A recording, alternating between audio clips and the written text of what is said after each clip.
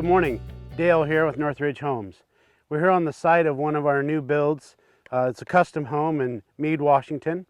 And as you can see behind me, we've started the excavation. The excavation is to include front porch, garage, and the full basement that you can see behind me. Fairly large home. Basement on this project is 10 feet deep, and then we excavated another 2 feet because it's got some pretty thick footings.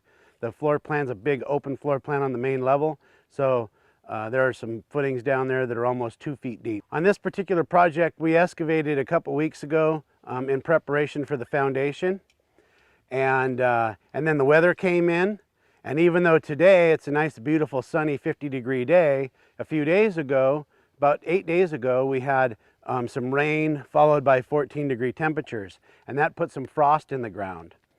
And with the timber on this lot, the areas that are out in the sunshine, that thawed right back out and is in great shape. The areas that are in the shade, like the south side of the basement and where the garage lies that's in the shade, it's still frozen solid as a rock.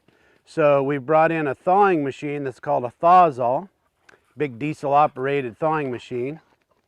And we're getting prepared here to thaw the soil so that we can get that frost out of the ground before we pour footings. The reason for using the thawing machine, the Sawzall, is that if you try and pour footings on an area where the frost has been left in the ground, as well as an area where it hasn't, which you should never pour on anything that's got frost in the ground in the first place, but you'll have different settlement. A foundation is always going to settle when the dirt takes the weight. You know, that could be a quarter or a half an inch.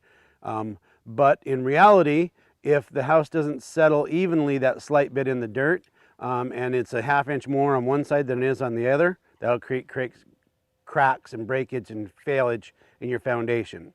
So to prevent that from happening on our customer's home, we're here going to thaw the soil and get the whole thing ready for a proper foundation installation.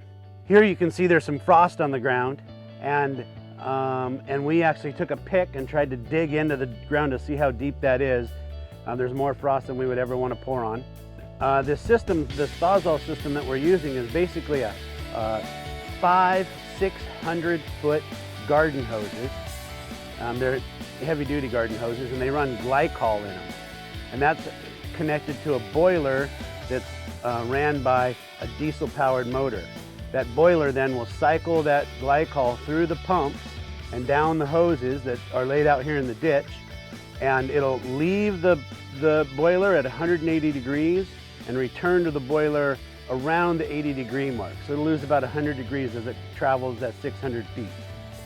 It'll generate enough heat, though, that with this pipe laying on the ground, then covered with concrete curing blankets, what will happen is it'll trap that heat in the ground, and in the course of 24 hours, we can thaw a solid frost permeated soil a foot deep.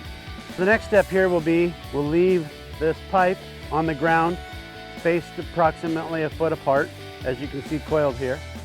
And then we'll pull the concrete blankets down and cover that pipe up for the night, weight it down on top of the pipe. That'll have us right back into pouring on good quality soil for our customer and creating the best foundation we can.